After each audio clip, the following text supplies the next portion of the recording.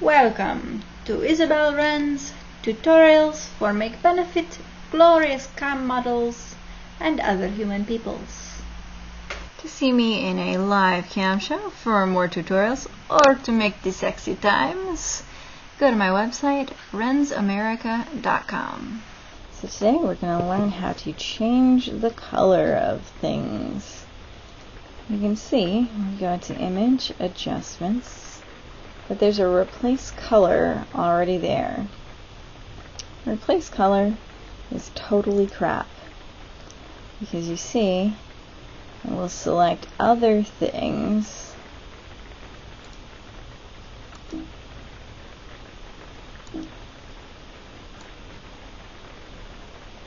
can't get rid of them, and it looks totally unnatural, so don't use Replace Color. Instead, I'm going to show you a new way to select things. We're going to use the Quick Selection tool.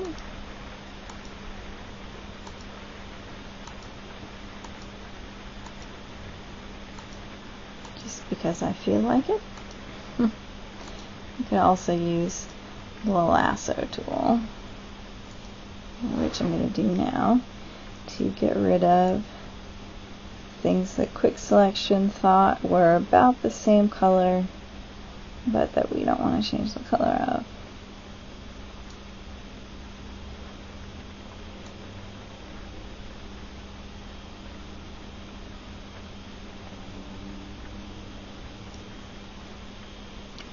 And we can also use the mask tool that we learned how to use last time. Basically, just select the part that you want to change. We go to Image, Adjustments, and once again, Hue and Saturation.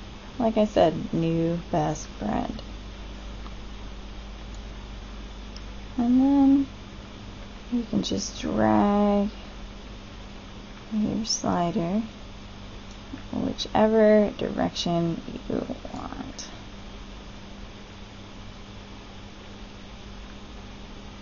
Drag that shit out.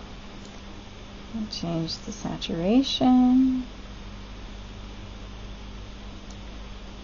You could decide to just work with one section of the image and just give it a little bit of a different tint. Anything you want. Super simple! Not so fast, citizen. Thought that was easy? Well, it's not, really. Problems come in with changing the color when you have something that's spilling light or something that has a reflective surface that's caught the old color. Let's see what happens when we change it to something very, very different. An entirely different color family. Alright. Ooh, there we go. Prom dress puke color. Cool. Deselect. And what's going on with my arm over here? Poor selection job notwithstanding. It's sort of a purpley red color. It should be sort of a vaguely green tint, because the fabric is green, but it was originally red and there was light fall off from the fabric onto my arm and it tinted my arm red. It's going to be a dead giveaway for people who use Photoshop all the time, and it'll just be embarrassing. So how do we solve that? Truth is, I don't really know. Taken a lot of classes and done a bunch of different tutorials, and nobody really has a good answer for this. The general consensus I've gotten is, well, why the hell would you change it in the first place? 'Cause I can. Anyway, so here is my slapped together. This is the thing I figured out on my own.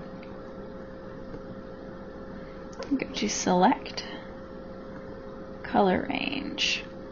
Now you see here where it says Image, that is what we have selected. Selection, the bit in white, is what we will sample with our color sampling tool. So click there, You see it changes based on what I'm clicking on. We're going to want to click in the area that we think has the most shading, and you can adjust that to include more color area or less color area. Click OK, and it selects just that color range. And then you can come up here and adjust it through hue and saturation or color balance, curves, auto contrast, auto color, any of that. It doesn't ever quite look right though. So if you have a surface that has a lot of reflection, you should change the color and the reflection at the same time as you're changing the color in the original object. And if you have an object that has a lot of light fall off, I would suggest either not changing it at all, or not changing it at all, or keeping it in the same color family. Unfortunately, that's not too helpful. But now you know, and knowing is half the battle.